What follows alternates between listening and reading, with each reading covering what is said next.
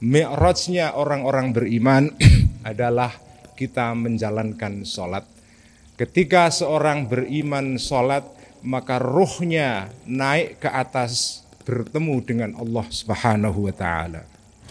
Jemaah-jemaah yang dirahmati oleh Allah Subhanahu wa ta'ala, mari kita terus meningkatkan ketakwaan kita kepada Allah Subhanahu wa ta'ala dengan menjalankan perintah-perintahnya dan menjauhi segala larangan-larangannya.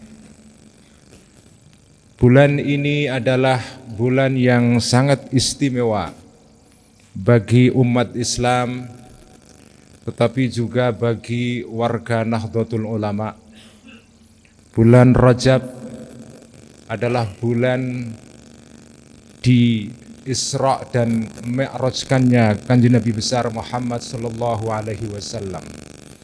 Nabi Muhammad diperjalankan dari Makkah ke Al-Masjidul Aqsa, dan dari Al-Masjidul Aqsa naik hingga ke langit yang ketujuh, dan kemudian menerima perintah kewajiban salat. Bulan Rajab juga bulan yang istimewa bagi kita warga Nahdlatul Ulama, karena pada tanggal 16 Rajab Jam'iyah Nahdlatul Ulama yang sudah berumur 102 tahun ini berdiri, didirikan oleh para ulama-ulama agung. Salah satunya adalah Hadratus Syekh Mbah Hasyim Asy'ari rahimahullah. Jemaah-jemaat yang dirahmati oleh Allah Subhanahu wa ta'ala, kewajiban sholat istimewa.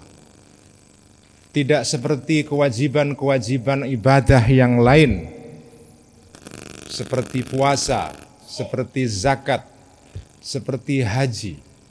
Semua kewajiban-kewajiban di dalam agama itu diperintahkan oleh Allah melalui wasilah, melalui perantaraan, yaitu malaikat Jibril. Hanya ada satu kewajiban di dalam agama yang perintahnya datang langsung dari Allah Subhanahu wa ta'ala kepada junjungan kita Nabi besar Muhammad sallallahu alaihi wasallam. Karena itu ibadah sholat adalah ibadah yang istimewa, karena perintahnya tidak melalui perantaraan malaikat, melainkan melalui atau langsung dari Allah Subhanahu wa ta'ala kepada Kanjeng Nabi.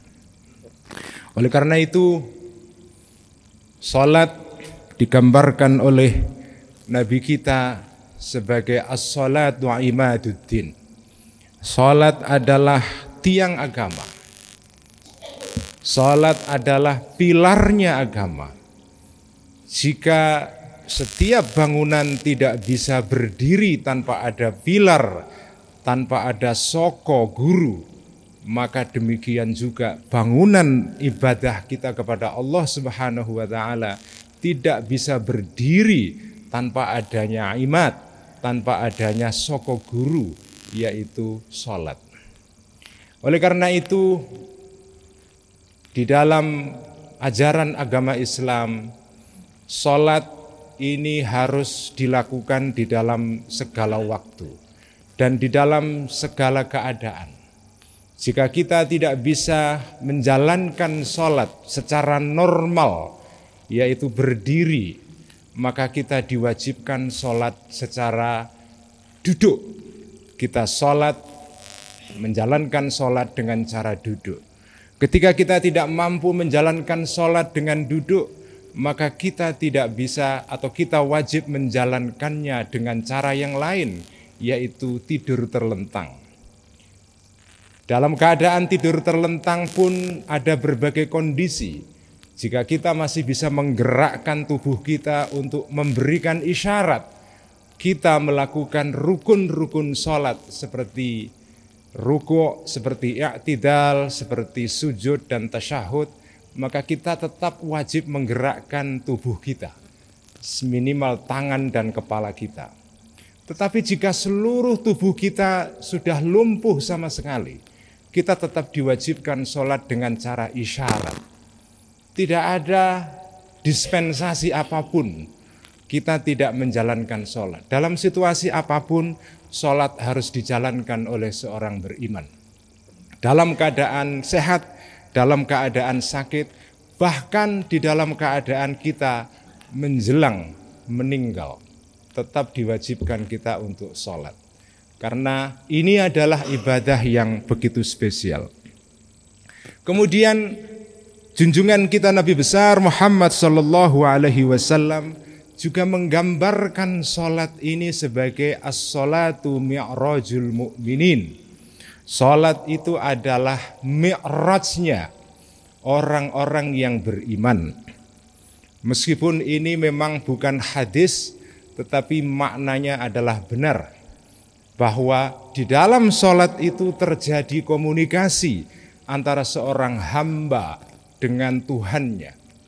Jika Nabi besar Muhammad sallallahu alaihi wasallam mengalami peristiwa Isra dan Mi'raj, maka kita juga bisa meneladani Nabi kita Muhammad sallallahu alaihi wasallam untuk bermi'raj dan untuk berisra. Mi'rajnya orang-orang beriman adalah kita menjalankan sholat. Ketika seorang beriman sholat, maka ruhnya naik ke atas bertemu dengan Allah Subhanahu wa taala. Di dalam sebuah hadis, Nabi besar Muhammad sallallahu alaihi wasallam bersabda, "Inna ahadakum idza qama fi salatihi fa innahu yunaji rabbah au inna rabbahu bainahu wa bainal qiblah." Seseorang yang sedang sholat, dia itu sedang melakukan munajat dengan Tuhannya. Munajat artinya adalah berbisik-bisik, bercengkerma, berbicara, bercakap-cakap secara pelan-pelan antara Tuhan dengan hambanya. Ketika seorang sholat, maka dia sedang munajat, sedang berbisik-bisik dengan Tuhannya. Wa inna rabbahu bainahu wa bainal qiblah. Sesungguhnya Tuhannya orang itu yang sedang sholat, bainahu wa bainal qiblah, antara dia dan kiblat. Artinya Allah itu berada di antara hamba yang sedang sholat dan kiblat. Jika kiblat itu jauh sekali, karena kita di Indonesia, kiblat kita di Makkah jaraknya ribuan kilo, Allah lebih dekat kepada kita daripada kiblat kepada kita. Ketika kita sholat, Allah itu lebih dekat kepada kita karena Allah berada di antara kita dengan kiblat itu. Oleh karena itu, di dalam hadis yang lain, Kanjeng Nabi Muhammad sallallahu alaihi wasallam juga bersabda, "Aqrabu ma yakunul 'abdu min rabbihi wa huwa sajidun fa aktsirud du'a." Momen seorang hamba berada di dalam jarak yang paling dekat adalah pada saat hamba itu sedang sujud. Oleh karena sedang sujud, pada saat seorang hamba sedang sujud berada di dalam jarak yang begitu dekat dengan Allah Subhanahu wa taala, maka pesan Kanjeng Nabi, fa'akthiru ad-du'a. Perbanyaklah doa pada saat sujud.